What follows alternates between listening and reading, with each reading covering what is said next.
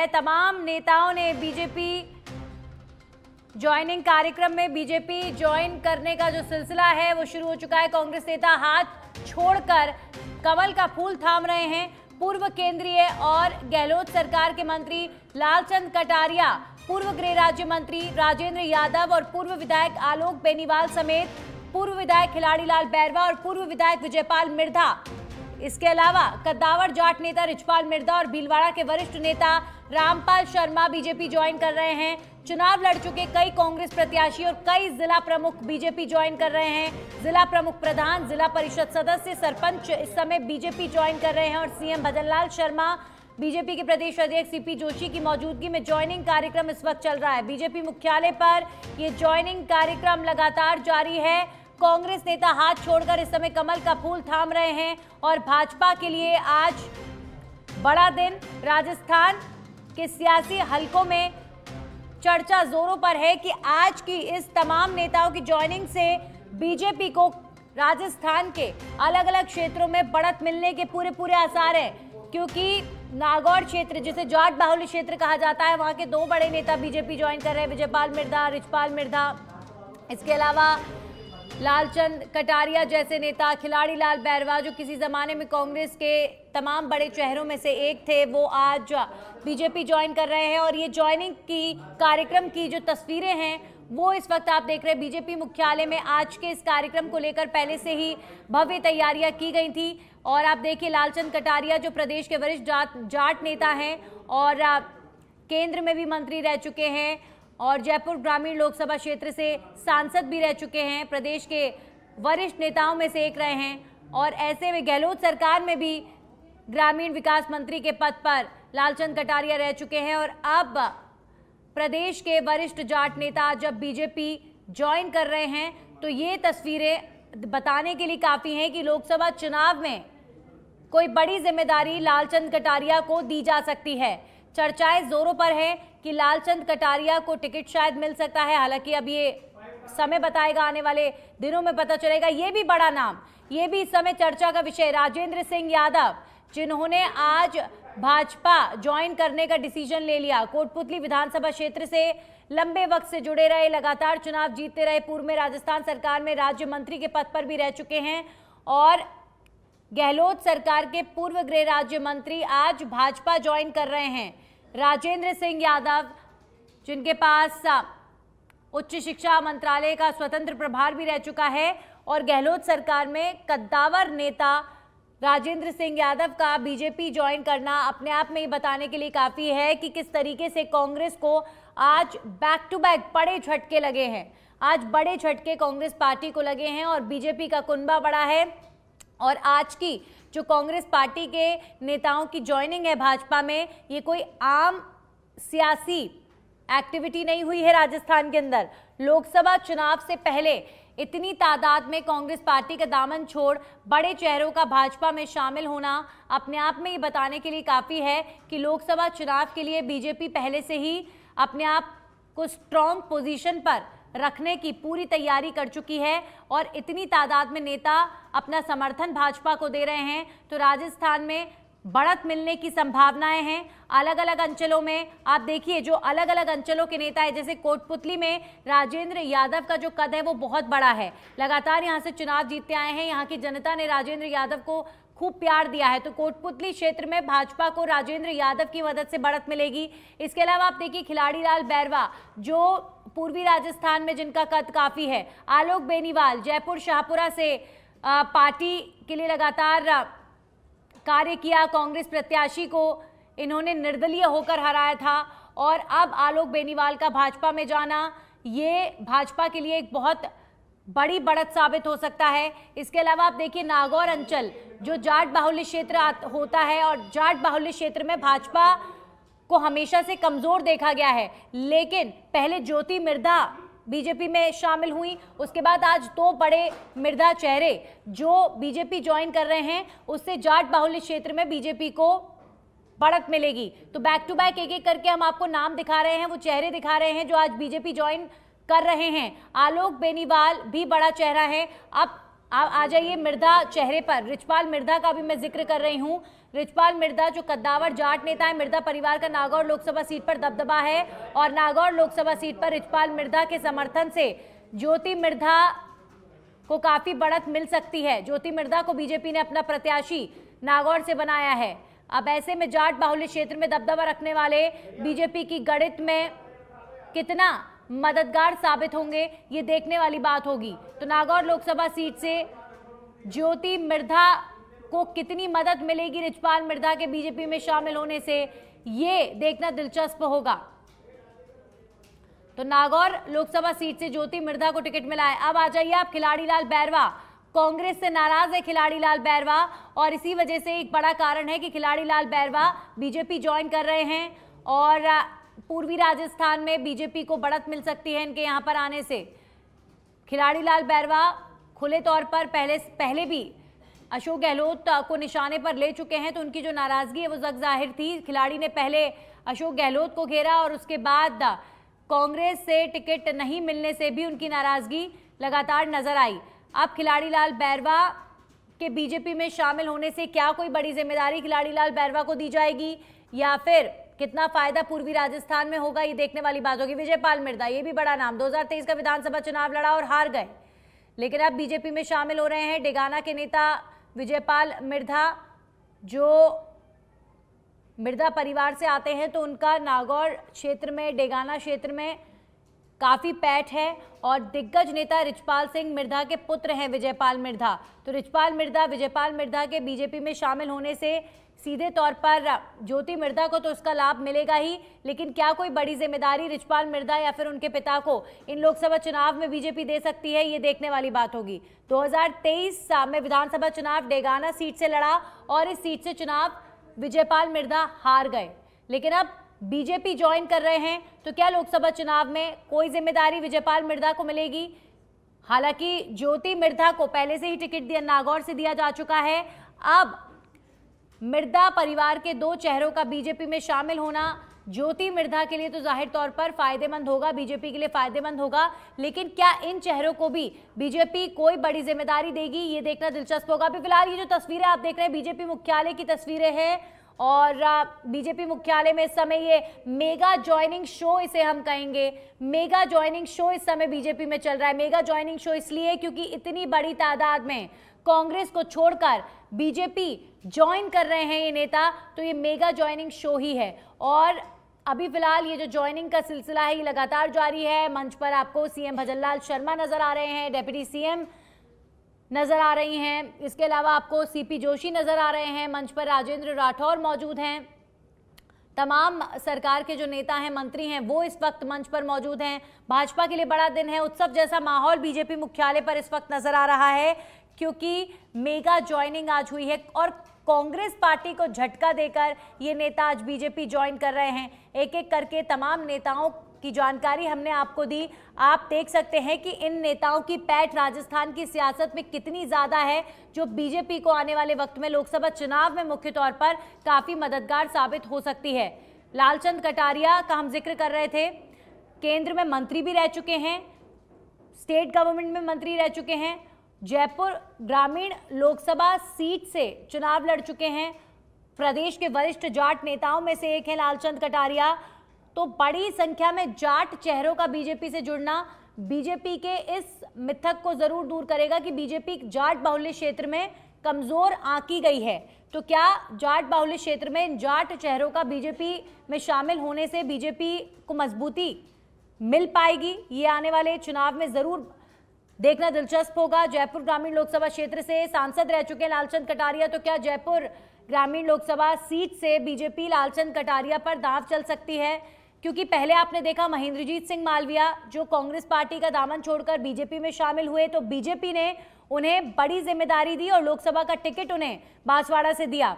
तो अब ये जो चेहरे शामिल हो रहे हैं, क्या ये किसी उम्मीद के साथ भाजपा ज्वाइन कर रहे हैं? और इतने सारे नेताओं को तो जाहिर तौर पर हर एक नेता को तो टिकट नहीं मिल सकता, लेकिन कुछ चेहरे इनमें से ऐसे जरूर हैं जिन्हें लेकर सियासी सुगबुगाहट काफी तेज है। तो पूर्व केंद्रीय मंत्री हैं लालचंद कटारिया, जयपुर ग्रामीण अंचल से लोकसभा सांसद रह चुके हैं और लोकसभा टिकट की उम्मीदवारी के लिए जयपुर ग्रामीण अंचल से लालचंद कटारिया का नाम सामने आ सकता है। इस तरीके के सियासी पंडित कयास लगा रहे हैं। तो बीजेपी के इस मेगा ज्वाइनिंग शो की तस्वीरें भी हम आपको दिखा रहे हैं और साथ ही साथ जो सारा सियासी गणित है इन चेहरों का बीजेपी में ज्वाइन होने के बाद लोकसभा चुनाव में बीजेपी को कितना फायदा मिल सकता है, ये मैथमेटिक्स बहुत इंपॉर्टेंट है क्योंकि राजस्थान की 25 लोकसभा सीटों पर बीजेपी क्लीन स्वीप चाहती है। बीते 2 चुनावों में लगातार बीजेपी यहां से 25 की 25 सीटें जीती और कांग्रेस का सुपड़ा साफ हो गया था। अब इस बार के चुनाव में कांग्रेस काफी जोर आजमाइश कर रही है, लेकिन बीजेपी कोई कोर कसर नहीं छोड़ रही है कांग्रेस को पीछे ढकेलने में। अब आप देखिए राजेंद्र सिंह यादव का नाम, जो आज बीजेपी ज्वाइन कर रहे हैं। कोटपुतली विधानसभा क्षेत्र से जुड़े रहे, लगातार यहां की जनता ने राजेंद्र सिंह यादव को प्यार दिया और चुनाव जीते। तो कोटपुतली विधानसभा से जब चुनाव जीत कर आए तो गहलोत सरकार में मंत्री पद पर भी रहे। पूर्व में राजस्थान सरकार में राज्य मंत्री रहे हैं। उच्च शिक्षा विभाग का इनके पास स्वतंत्र प्रभार रहा है और अब राजेंद्र यादव बीजेपी ज्वाइन कर रहे हैं।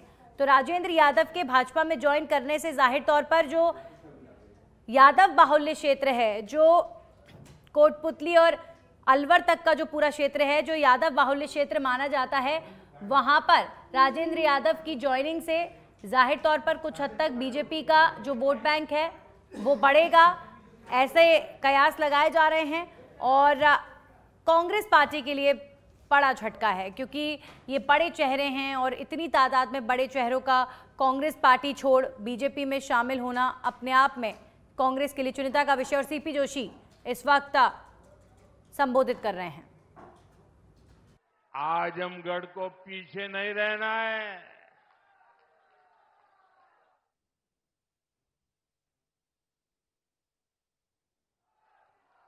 मैं ये अच्छी तरह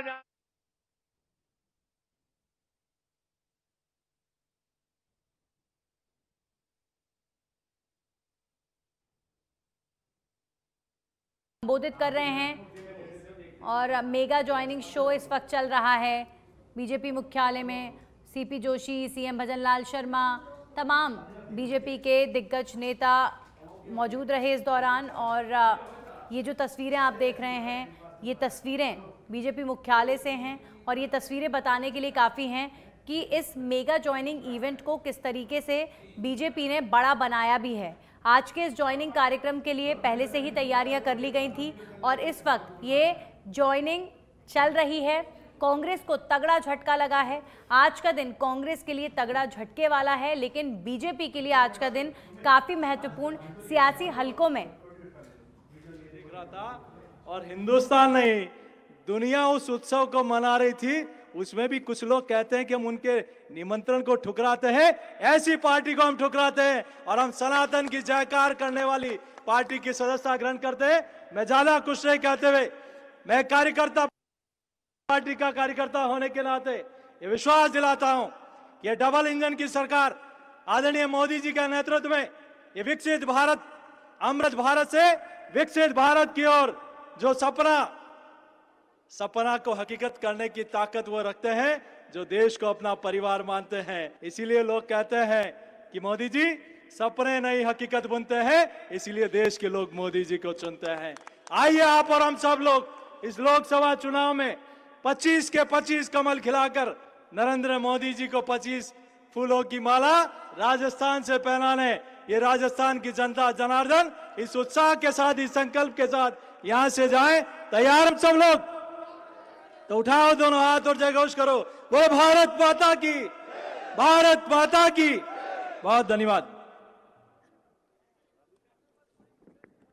भाजपा परिवार में शामिल होने वाले जो लंबे समय से जुड़े ऐसे खिलाड़ी लाल जी बैरवा से मैं आग्रह करूंगा आए और हम सबको संबोधित करें।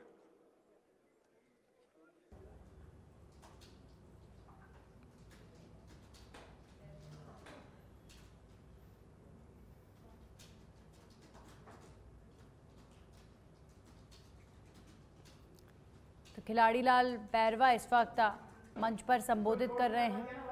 खिलाड़ी लाल बैरवा जो धौलपुर क्षेत्र से आते हैं, कांग्रेस पार्टी के कद्दावर नेता रहे हैं और कांग्रेस पार्टी से टिकट ना मिलने की वजह से तो नाराज़ थे ही, खुलकर पूर्व सीएम अशोक गहलोत को लेकर बयानबाजी भी लगातार इन्होंने की और इनकी नाराज़गी लगातार सामने आ रही थी। अब खिलाड़ी लाल बैरवा बीजेपी में फाइनली ज्वाइन हो रहे हैं और इन्होंने बीजेपी की सदस्यता ग्रहण कर ली है। तो ऐसे में क्या लोकसभा चुनाव में खिलाड़ी लाल बैरवा की भूमिका रहेगी, इसे लेकर भी अभी फ़िलहाल आने वाले वक्त में साफ हो जाएगा। अभी फ़िलहाल खिलाड़ी लाल बैरवा, लालचंद कटारिया, रिचपाल मिर्धा जैसे तमाम बड़े चेहरे कांग्रेस को झटका देकर बीजेपी में शामिल हुए हैं और लगातार कांग्रेस को लेकर नाराज़गी जो खिलाड़ी लाल बैरवा के मन में थी, उस नाराज़गी का ही परिणाम है कि आज खिलाड़ी लाल बैरवा बीजेपी में शामिल हुए हैं। इस वक्त बीजेपी मुख्यालय में कार्यक्रम चल रहा है और खिलाड़ी लाल बैरवा मंच पर संबोधित कर रहे हैं। मंत्री दिया हुआ है, कानून मंत्री बनाया हुआ है, क्या आपके प्रेमचंद जी हैं जिनको डिप्टी सीएम बनाया हुआ है। हम कहते कहते थक गए। उस राज में भी आपने देखा होगा किस तरह के लोगों को कैसे कैसे विभाग दिए और सरकार ने इतने अच्छे विभाग देकर हमको नवाजा है। आज पूरी अनुसूचित जाति पर जो फोकस है, जनजाति पर फोकस है, मैं उसकी भूरी भूरी प्रशंसा करता हूं पार्टी की। और पार्टी में एक सबसे बड़ी बात है कि आज जिस तरह से लोगों को ये अपना मानकर आगे बढ़ा रहे हैं, ऐसे कैसे जो कांग्रेस ने बपोदी समझी और वर्तमान जो मुख्यमंत्री थे पहले वाले, अभी इससे पहले, वो तो समझते थे कि क्या नाम है, ये हमारे गुलाम लोग हैं, इनको बढ़ाने की कोई जरूरत नहीं है, नहीं समझे ना। तो ऐसे लोगों को क्या नाम है, जो आज स्थिति यह है कि हमारी जनता में जिस तरह की भावना है और निश्चित रूप से मोदी जी के नेतृत्व में, भजनलाल जी, सीपी जोशी जी के नेतृत्व में हम 25 के 25 सीटें जीत के आएंगे। ये मेरा दावा है, विश्वास है। मुझे मौका दिया, धन्यवाद। राम साहब जैन। मैं याद करूंगा कोटपुतली से आने वाले पहले मंत्री रहे ऐसे राजेंद्र यादव जी से कि आकर हम सबको संबोधित करें।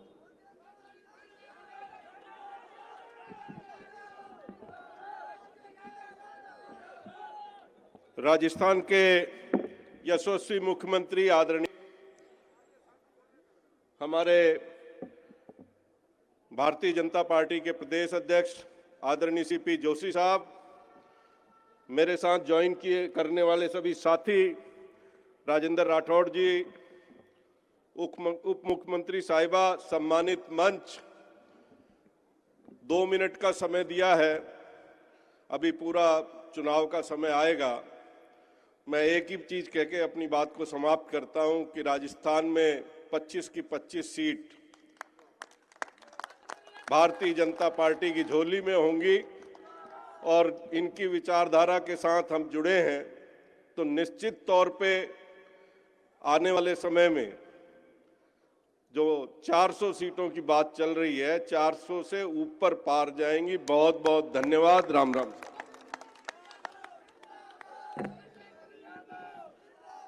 अब मैं श्रीमान लालचंद जी कटारिया से आग्रह करूंगा, आए और हम सबको संबोधित कर।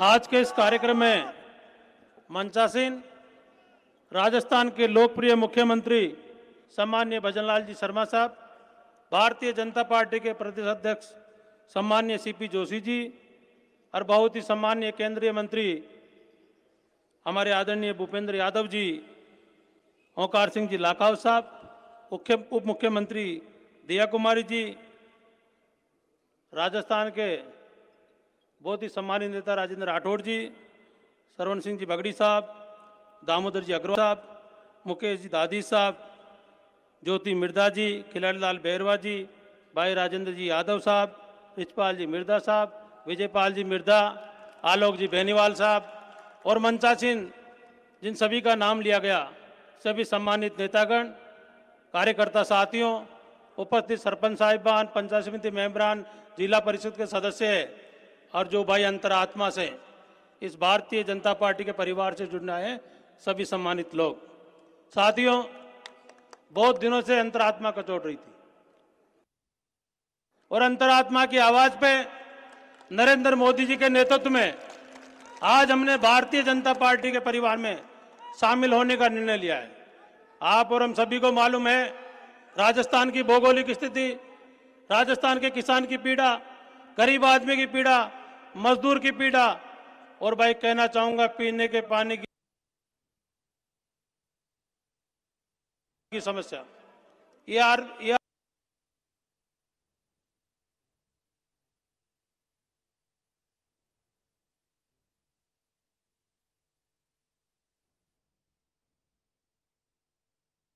लालचंद कटारिया को आप सुन रहे थे जो इस समय बीजेपी मुख्यालय में संबोधित कर रहे हैं, और एक बात उन्होंने अपने संबोधन की शुरुआत में कही। उन्होंने कहा कि बहुत दिनों से मन में पीड़ा थी, बहुत दिनों से ये ख्याल था, तो आज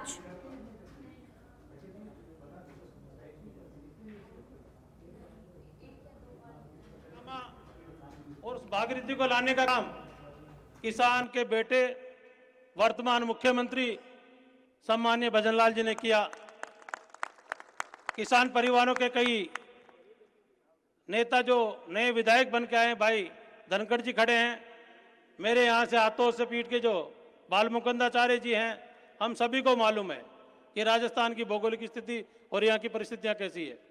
साथियों, आप सभी को मालूम है देश और दुनिया के अंदर एक जो झंडा, एक जो मुकाम और एक ताकत के रूप में भारत को जो पहचान दिलाई है वो आदरणीय नरेंद्र मोदी जी ने दिलाई है।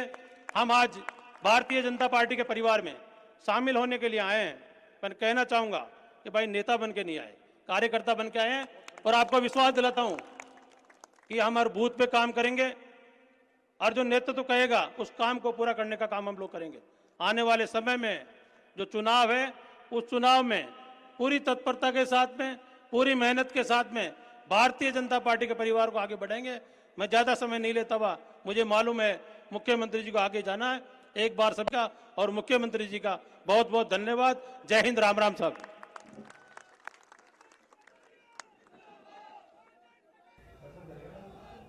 मेवाड़ से लंबे समय से संघर्ष कर रहे, मैंने भारतीय जनता पार्टी के विधायक के नाते से, कार्यकर्ता के नाते काम किया, और उस मेवाड़ अंचल में जनता सेना के नाते से अलग पार्टी बना करके वहां जनता की आवाज बुलंद कर रहे ऐसे सम्मान्य रणधीर सिंह जी बिंडर साहब से मैं आग्रह करूंगा, आए और हम सबको संबोधित करें।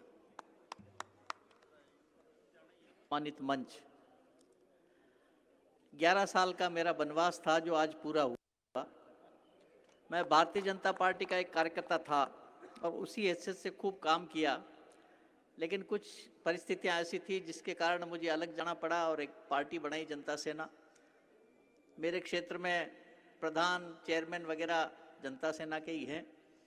आज उन सब के साथ हम वापस भारतीय जनता पार्टी की सदस्यता ग्रहण कर रहे हैं, और ये जो नेता बैठे हैं इनके साथ मैंने खूब काम किया है और आशा करता हूं कि इन नेतृत्व में पुनः काम करने का मौका मिलेगा। मुझे तो पता नहीं था, आज अचानक सीपी जोशी साहब का फ़ोन आया कि आपको पार्टी के कार्यालय आना है और हम आप लोगों को पार्टी में शामिल कर रहे हैं। तो सहज जी इन्होंने कह दिया और हमने भी सहज रूप से स्वीकार इसलिए किया कि मेरे साथ जो लोग हैं वो भी भारतीय जनता पार्टी के ही पुराने कार्यकर्ता हैं। हम लोग 11 साल तक संघर्ष करते रहे, लेकिन कांग्रेस में नहीं गए और हमने अलग अपना मोर्चा बनाए रखा। आज पुनः उस मोर्चे को हम भारतीय जनता पार्टी में शामिल कर रहे हैं और बड़ी खुशी है, और आशा करता हूं कि इन सब नेताओं का आशीर्वाद हमको मिलता रहेगा। धन्यवाद।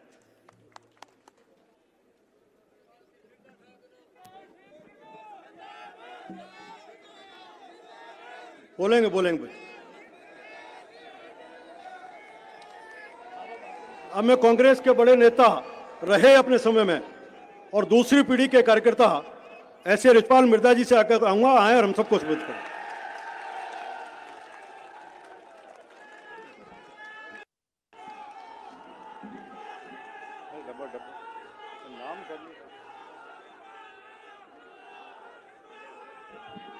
अरे डब्बो भाई डब जाओ रे, 2 मिनट को समय है, 2 मिनट में मन मारी बात कहूं दियो। 3 मिनट अपन भाजी राज थोड़ी है और पार्टी को प्रोग्राम है। आज इस भारतीय जनता पार्टी के मंच पर सम्माननीय सीपी जोशी साहब, मुख्यमंत्री महोदय आदरणीय भजनलाल जी शर्मा साहब, वरिष्ठ नेता अरुण जी चतुर्वेदी साहब, ओंकार सिंह जी लखावत साहब, दामोदर जी अग्रवाल साहब, मुकेश दादी जी, भूपेंद्र जी यादव साहब, केंद्रीय मंत्री भूपेंद्र सिंह जी यादव साहब, राजेंद्र सिंह जी राठौड़ साहब जो राजस्थान के कद्दावर नेता रहे हैं, स्वर्ण सिंह जी बगड़ी, माननीय विजया रायटकर जी, उप मुख्यमंत्री आदरणीय दिया कुमारी जी, ज्योति मिर्दा, लालचंद जी कटारिया साहब, राजेंद्र जी यादव साहब, सभी मेरे साथ इस पार्टी को ज्वाइन करने वाले नेतागण और सामने विराजे हुए सभी मेरे किसान भाइयों, नौजवान साथियों। मारवाड़ी हमजे को नहीं जयपुर में हमजे मारवाड़ी हमजे। मैं आज थोड़ी बात कहूं। कासा दिनों कांग्रेस के मायने टूंपो लगे हो और टूंपो ही बात को लगे हो कि भाई जका 50 साल कांग्रेस में काम करे, जका समाज में आवा भी समाज ने आ कांग्रेस की नहीं दियो अलावा धत्ता के। और आज अपन जका मंच माते खड़ा भी मंच का पूर्व प्रधानमंत्री स्वर्गीय आदरणीय अटल बिहारी जी वाजपेयी आपा की समाज ने 1999 में आरक्षण दियो। आरक्षण बहुत कितनी बड़ी बात है। आपा ने बांको आभार व्यक्त करना चाहिए। और हिंदुस्तान का प्रधानमंत्री आभार आदरणीय नरेंद्र जी मोदी साहब, जका एक किसान का बेटा ने और जाट का बेटा ने उपराष्ट्रपति का पद माते बैठा हुआ है, वो भी बहुत बड़ो एहसान है बांको। 3 गवर्नर है अपन जाति का। कांग्रेस कहीं दियो भाई थई बता दियो रखी दियो गई अपन ने। अबे कांग्रेस की धूनी बुझ गई। विधानसभा का चुनाव में हमारा आदरणीय दिया कुमार जी बात हुई, पर कोई कारणों मैं भी टाइम के मायने मांगी बातचीत नहीं कर सकिया। अब ज्योति मिर्दा, सामान्य कटारिया साहब रगड़ा भेड़ा हुआ। मैं क्यों साहब कांग्रेस में कोई नेता ही कौन रही हो। अरे कांग्रेस के मायने जका नेता है बे शंकरिया कनपटी मार को नाम थे उन्यों लो। वो शंकरिया कनपटी मार जको एक दूजा ने नीचे दिखाउण को काम करतो और जरा वो अटे चोट करतो तो वो मारण वास्ते कौन करतो, वो बांगी तड़फन देखने वास्ते करतो। आज कांग्रेस का नेता वो काम करे जगह बीका कार्यकर्ता और बीका लोगों ने तड़पता हुआ देखे, वो काम आज कांग्रेस का नेता कर रही है। तो मैं तो वही निवेदन करूं, मैं छोटो कार्यकर्ता हूं। मैं आज पार्टी में शामिल हुआ, बीजेपी का समर्पित कार्यकर्ता के आगे सत्य कंधों कंधों मिलार में काम करा। और माने ही भारतीय जनता पार्टी राजस्थान के मायने 12 तो मांगी हैसियत को नहीं, राजस्थान में 25 की 25 सीटा थांगी ताकत में जीते। जितना ही लोग बैठा है, नेता बैठा है, हाथ ऊंचा कर विश्वास दिलाओ कि जीत ही डंका की चोट। बहुत बहुत धन्यवाद है। बाकी की कई बातों को खुला सो लोकसभा का चुनाव आवे, जरा कई तरह का अबीड़ा लाग कई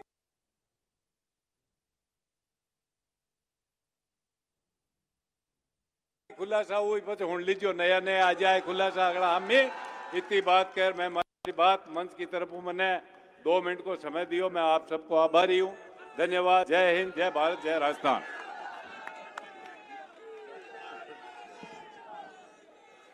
भारत माता की। भारतीय जनता पार्टी जिंदाबाद। भारतीय जनता पार्टी जिंदाबाद। अब मैं भारतीय जनता पार्टी की राजस्थान की संगठन की सह प्रभारी जो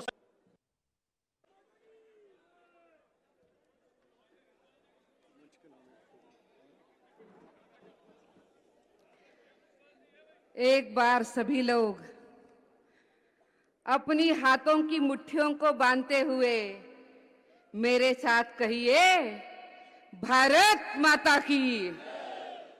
इतनी छोटी आवाज, इतना बड़ा मंच है, आवाज बुलंद होनी चाहिए। भारत माता की, भारत माता की। आप सभी का बहुत बहुत धन्यवाद। इस मंच पर उपस्थित भारतीय जनता पार्टी के राजस्थान प्रदेश के यशस्वी अध्यक्ष आदरणीय सीपी जोशी जी, मंच पर उपस्थित राजस्थान सरकार के हमारे मुख्यमंत्री, जिन्होंने बहुत कम दिनों में बढ़िया काम करते हुए जनमानस के हृदय में स्थान प्राप्त कर लिया है, ऐसे आदरणीय भजनलाल शर्मा जी।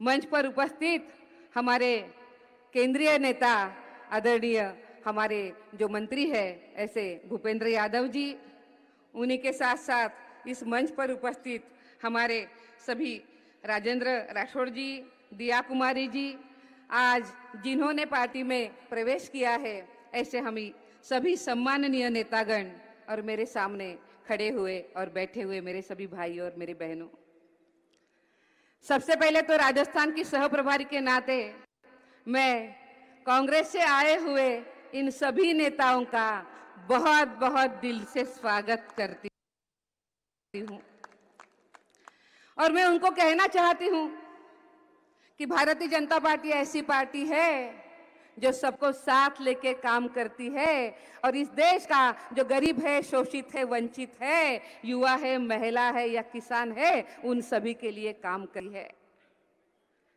आप सभी ने देश के यशस्वी प्रधानमंत्री नरेंद्र भाई मोदी जी के ऊपर अपार विश्वास जताया और आज हम भारतीय जनता पार्टी में आप सभी लोग आए हैं। चाहे धारा 370 हो, चाहे राम मंदिर हो, या इस देश की डेवलपमेंट की बात हो, या हमारे देश को विश्व के पटल पर बहुत अच्छा स्थान देने का काम हो, ये सभी काम हमारे यशस्वी प्रधानमंत्री जी ने किया है और इसीलिए आज आप सब यहाँ पे आए हैं। आप हम सब लोग मिलकर आज राजस्थान का विकास करेंगे।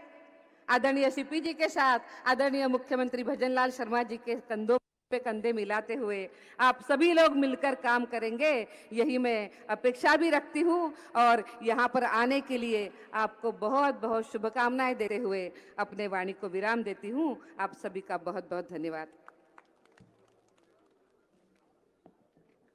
समय की पाबंदी और अभी कुछ समय के बाद ही एक बहुत बड़ा प्रोजेक्ट राजस्थान में है, मुख्यमंत्री जी लॉन्च करने वाले हैं यहाँ से जाकर के सेक्रेटरीट में। उसकी समय सीमा कारण से भूपेंद्र जी को हम सबको संबोधित करना था, हमने आग्रह किया था। भूपेंद्र जी ने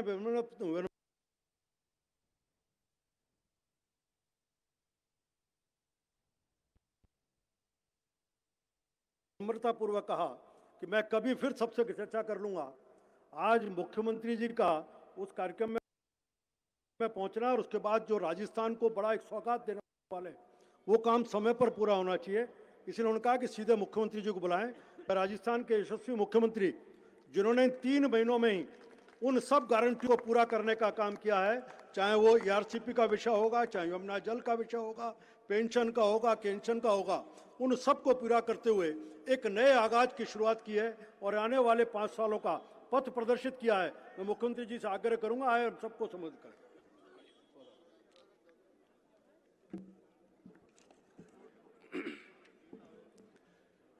बोलिए भारत माता की। ऐसा लग रहा है नाश्ता नहीं किया।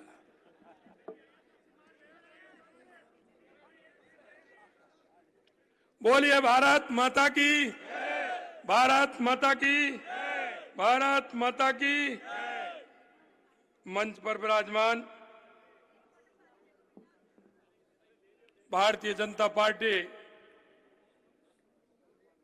के ये हमारी पार्टी के वरिष्ठ नेता, केंद्र में मंत्री, संगठन में लंबे समय तक जिन्होंने राष्ट्रीय महामंत्री के रूप में काम किया, लोकसभा के हमारे अलवर के प्रत्याशी सम्मानीय भूपेंद्र यादव जी, जिनको अभी आपने सुना, राजस्थान की हमारी सह प्रभारी के रूप में लंबे समय से काम करने वाली हमारी बहन विजय राठकर जी, पार्टी के हमारे पूर्व प्रदेश अध्यक्ष अरुण चतुर्वेदी जी, हमारी उप मुख्यमंत्री दिया कुमारी जी, पार्टी के हमारे वरिष्ठ नेता, विधानसभा में प्रतिपक्ष के नेता रहे ऐसे सम्मानीय राजेंद्र राठौड़ जी, पार्टी के वरिष्ठ नेता सम्मानीय ओंकार सिंह जी लाखावत साहब, हमारी पार्टी की उपाध्यक्ष बहन ज्योति मिर्दा जी,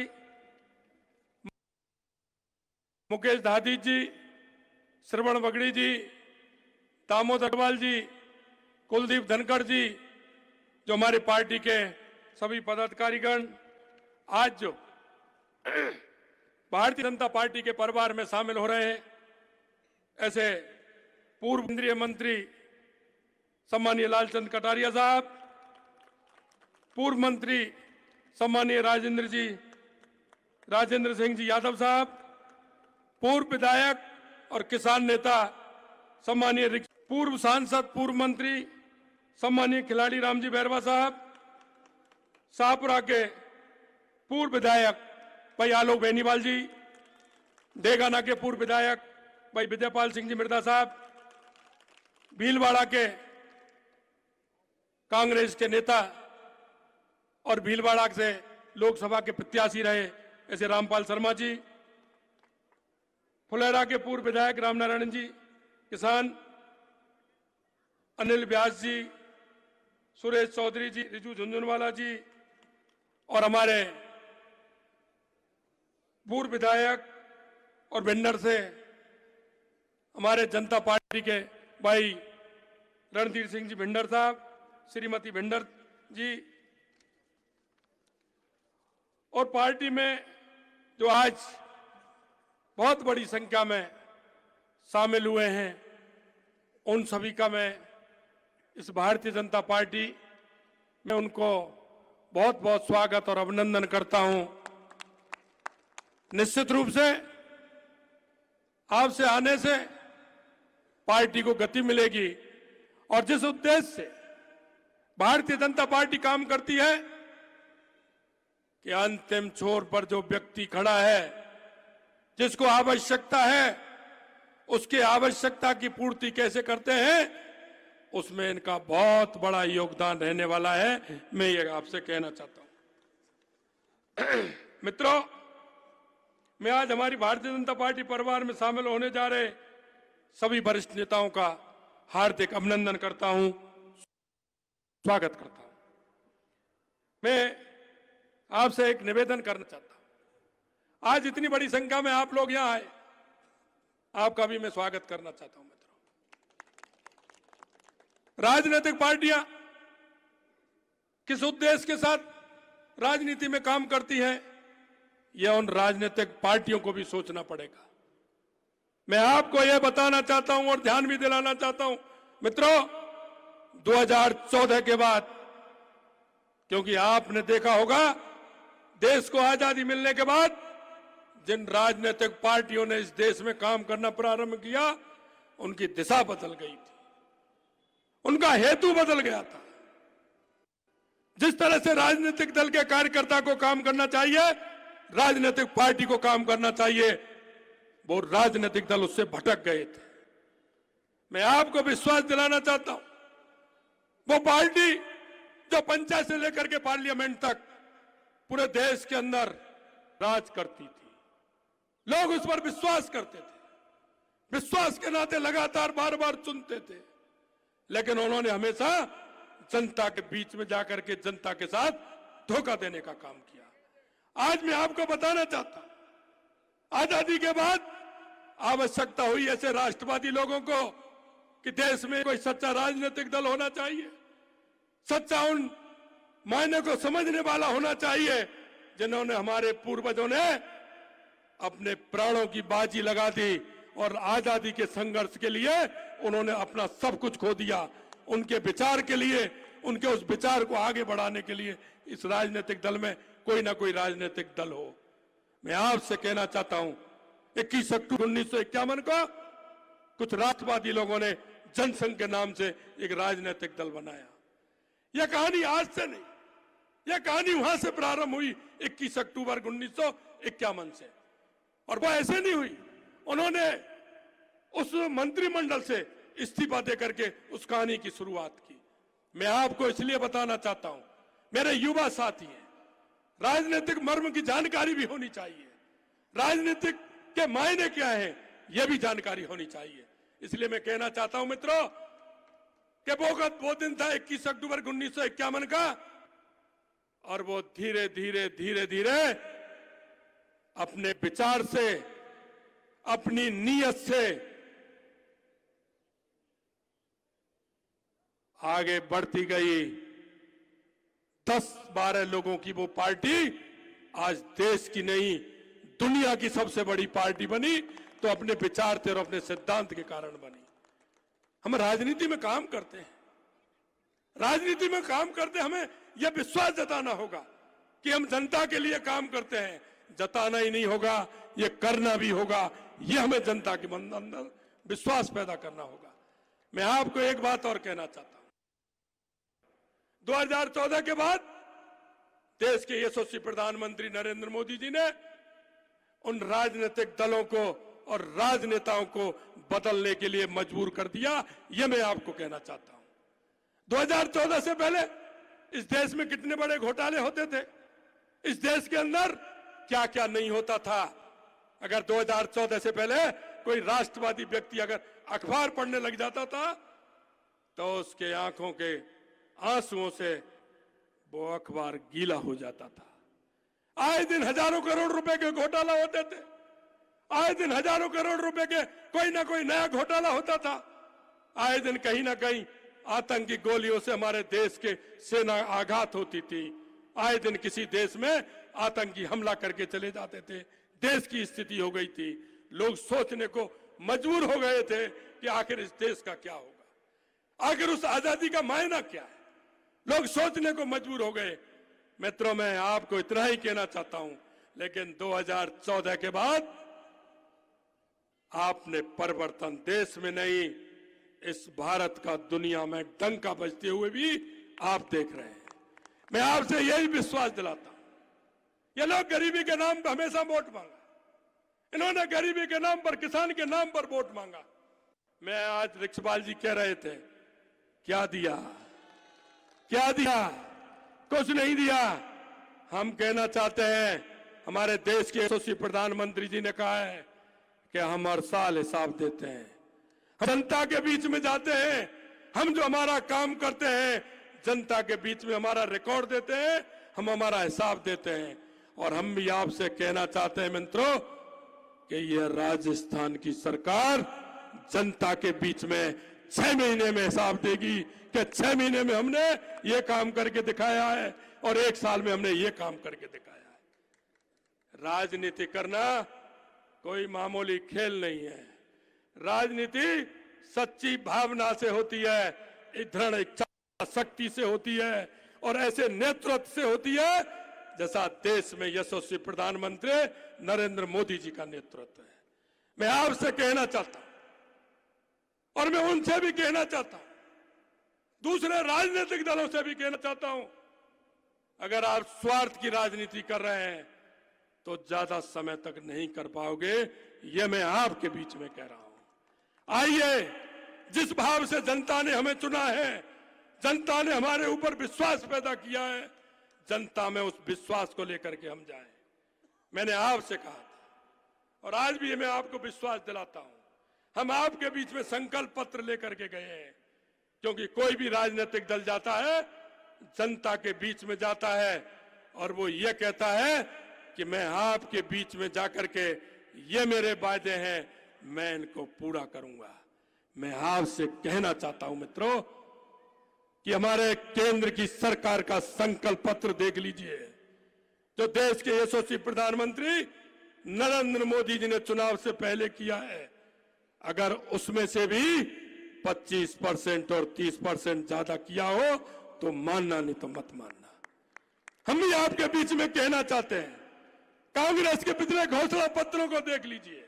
मैं चुनौती देना चाहता हूं अशोक गहलोत जी को कि पुराने संकल्प पत्र देख लीजिए, विधानसभा के अंदर किए गए वायदे भी देख लीजिए।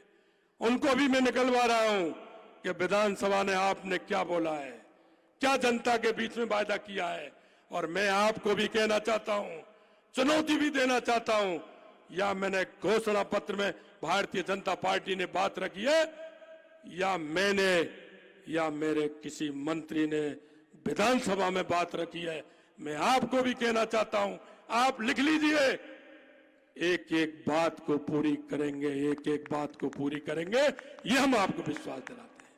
मित्रों, आपने देख लिया, आपने देख लिया, 5 साल इन्होंने हर कोई भी संकल्प पत्र आया, कोई भी अपना विधानसभा का भाषण आया है, इन्होंने ईआरसीपी का जिक्र किया है, इन्होंने किसानों का जिक्र किया है, इन्होंने क्या क्या वायदे किए हैं, क्या इन्होंने पूरा किया? क्या इन्होंने पूरा किया? जनता के बीच में जाकर किसको बताएंगे कि इन्होंने पूरा किया? क्या हम आपको विश्वास दिलाते हैं, अरे मध्य प्रदेश में तो आपकी भी सरकार थी, छत्तीसगढ़ में भी आपकी सरकार थी, आपने क्या किया? आप हमसे पूछते हैं, मेरे से पूछ रहे ईआरसीपी में आपने इतना पानी तय था। अरे भाई, आपने तय किया वो मेरे को बता दो, आपके पास कोई कागज हो वो बता दो, आपके पास कोई समझौता हो वो बता दो, आपने कोई ईआरसीपी में काम किया हो वो मेरे को बता दो। आपके पास कुछ है नहीं, हमारा काम है, हमने 2013 में स्कीम बनाई, उस स्कीम को आपने बढ़ाने का काम करते तो भी हम मान लेते, आपने तो उसको ठप कर दिया। आपने कमलनाथ को पत्र लिखा, उसने उल्टा पत्र लिख दिया कि मैं इससे सहमत नहीं हूं। यही नहीं, कोर्ट में और चले गए। हमने हमारे मुख्यमंत्री मोहन यादव जी को कहा इस कोर्ट के केस को वापस लीजिए, उन्होंने तीसरे दिन वापस ले लिया। ये होता है भाईचारा। हमने कहा समझौता करेंगे, आप दिल्ली आ जाइए, उन्होंने कहा कि दिल्ली नहीं, मैं पहले जयपुर आ रहा हूं, आपको साथ लेके जाऊंगा, आपकी जो मर्जी है वो समझौता राजस्थान की जनता को करने वाले हैं, हमने कर किया है। अब कहते हैं इन्होंने तो ये कर दिया वो कर दिया। अरे आपने क्या कर दिया वो तो बताइए। हमने जनता के बीच में किया है और हम आपको वायदा करना चाहते हैं, हम शिलान्यास भी करेंगे और उद्घाटन भी हम करेंगे, ये हम आपको विश्वास दिलाते हैं। 30 साल से ताजेवाला का किस्सा चल रहा था। अरे हमेशा हरियाणा में कांग्रेस की सरकार रहती थी, राजस्थान में लंबे समय कांग्रेस की सरकार रही, क्यों नहीं किया आपने? हमने कहा हमारे यशस्वी प्रधानमंत्री जी से, हमारे 3 जिले हैं, पानी की बहुत बड़ी समस्या होती है, हमारे तीनों जिलों में पानी की बड़ी समस्या होती है। हमारे अगर ये हमारा यमुना का पानी मिलेगा तो हमारे 3 जिले आबाद होंगे, पीने को पानी मिलेगा, पशुओं को पानी मिलेगा। माननीय नरेंद्र मोदी जी ने, माननीय अमित शाह जी ने हरियाणा सरकार को कहा और हमने माननीय मनोहर खट्टर जी को कहा कि लोग तो प्याऊ लगाते हैं, पानी के लिए बावड़ी खुदवाते हैं, हमारे राजस्थान के 3 जिले प्यासे रहते हैं। शहर दिल से उन्होंने कहा आइए समझौता करेंगे, 3 पाइपलाइन आप डालिए, चौथी साथ में मेरी भी डालिए, तीनों जिलों को पानी देंगे। समझौता हो गया।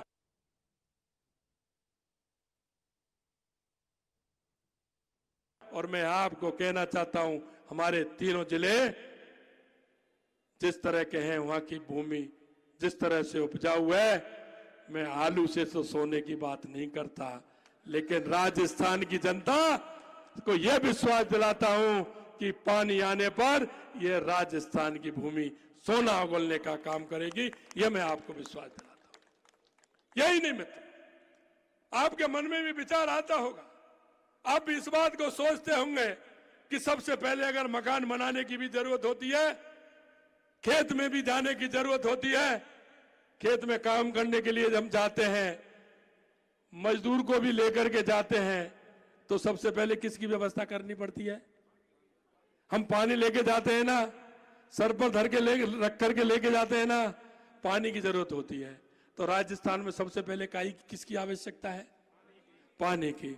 तो हमने यही बात कहा है कि सबसे पहले हम राजस्थान में पानी की व्यवस्था करेंगे। और यही मैं आपसे कहना चाहता हूं, उदयपुर के अंदर भी हमने किया है, अभी वहां भी हम शिलान्यास करके आए हैं, क्योंकि उदयपुर की झील है, हमारी अरावली की पहाड़ी है, आधा पानी हमारा बंगाल की खाड़ी में इधर आता है, जो वो हमारे काम आता है, और आधा पानी अरब सागर की तरफ जाता है। हमने उनमें टनल बना करके, क्योंकि अरब सागर का पानी उधर जाता है तो वो हमारे काम नहीं आता। अगर वो हमारे काम आएगा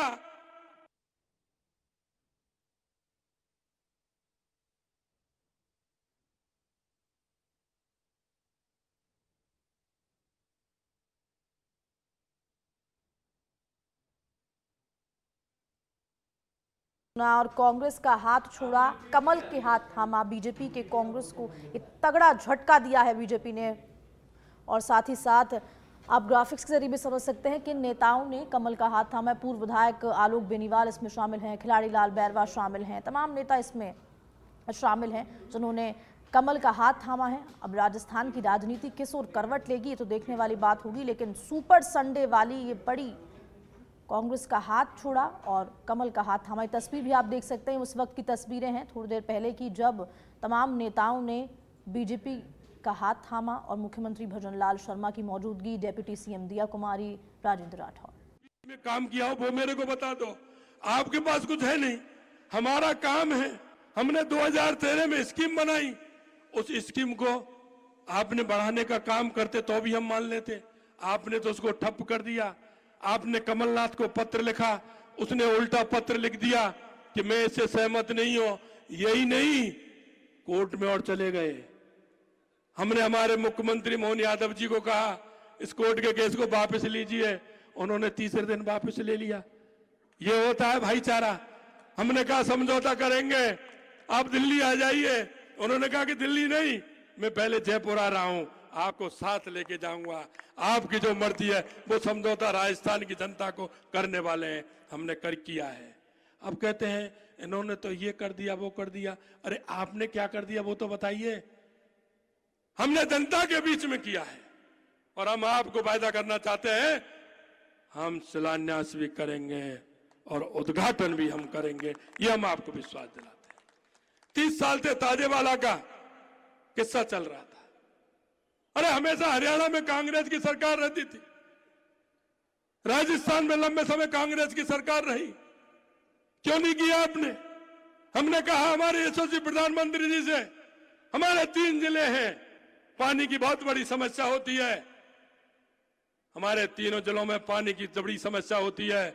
हमारे अगर ये हमारा यमुना का पानी मिलेगा तो हमारे 3 जिले आबाद होंगे, पीने को पानी मिलेगा, पशुओं को पानी मिलेगा।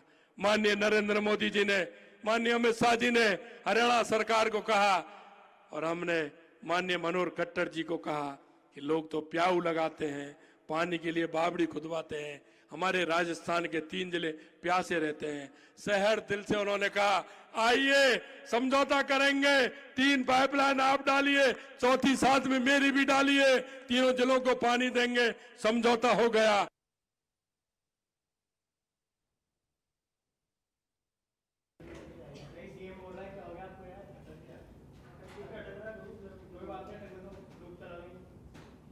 तो मेगा बीजेपी ज्वाइनिंग कार्यक्रम, ये आप तस्वीर देख रहे हैं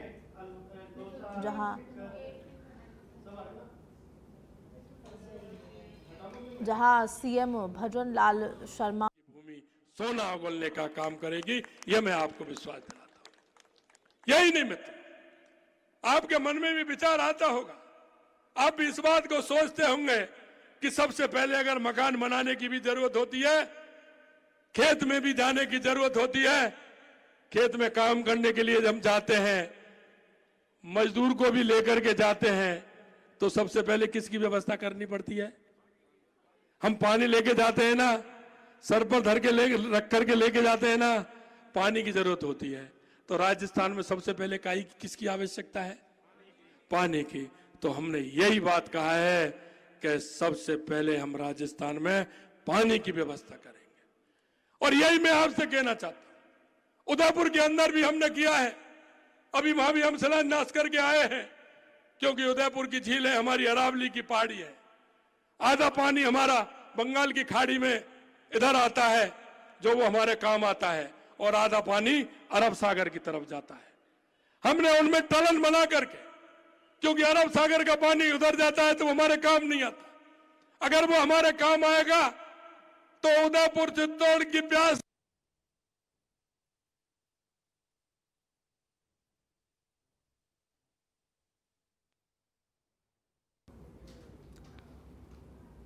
तो बीजेपी के कांग्रेस को तगड़ा झटका लगा है और आपको बता दें कद्दावर जाट नेता रिजपाल मिर्घा ने भी बीजेपी की सदस्यता ग्रहण कर ली है, बीजेपी ज्वाइन कर ली है और इन नेताओं ने कमल का हाथ थामा है। भीलवाड़ा के वरिष्ठ नेता, तमाम नेता, पूर्व मंत्री लालचंद कटारिया ने भी बीजेपी ज्वाइन कर ली है। ये तस्वीर आप देख सकते हैं, थोड़ी देर पहले की ये तस्वीरें हैं जहां पर सुपर संडे वाली बड़ी पॉलिटिक्स। और अब इस पॉलिटिक्स से, इस राजनीति से क्या कुछ असर लोकसभा चुनावों में देखने को मिलेगा, ये देखने वाली बात होगी। ये बहुत दिलचस्प होने वाला है क्योंकि एक बार फिर से जो कुनबा बढ़ाओ अभियान है लगातार भाजपा का जारी है और उसके बाद तमाम नेताओं ने बीजेपी ज्वाइन कर ली है। मेगा बीजेपी ज्वाइनिंग कार्यक्रम, ये तस्वीर आप देख सकते हैं कुछ देर पहले की और मुख्यमंत्री की मौजूदगी में प्रदेश अध्यक्ष सीपी जोशी, डेप्यूटी सीएम दिया कुमारी। तो ये तस्वीरें आप देख सकते हैं आपकी टेलीविजन स्क्रीन पर।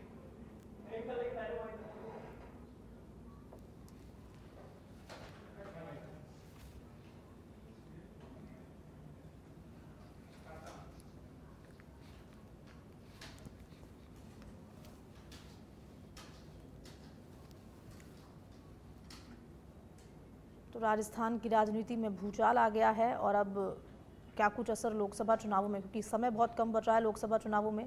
बीजेपी ने अपनी एक सूची जारी कर दी है, कांग्रेस पार्टी ने भी अपनी एक सूची जारी कर दी है और एक बार फिर से बीजेपी ने सेंध लगा दी है। अब कांग्रेस किस तरह से इसका जवाब देगी, कांग्रेस किस तरह से लगातार जो महामंथन कर रही है उसको आगे करेगी, किस तरह से जब दूसरी सूची, क्योंकि 39 नामों की सूची कांग्रेस पार्टी ने जारी कर दी लोकसभा सीटों पर, लेकिन जो तमाम सीटें जो शेष हैं उन पे किस तरह के उम्मीदवारों को घोषित किया जाएगा, क्योंकि कई नेताओं ने बीजेपी की सदस्यता ग्रहण कर ली है।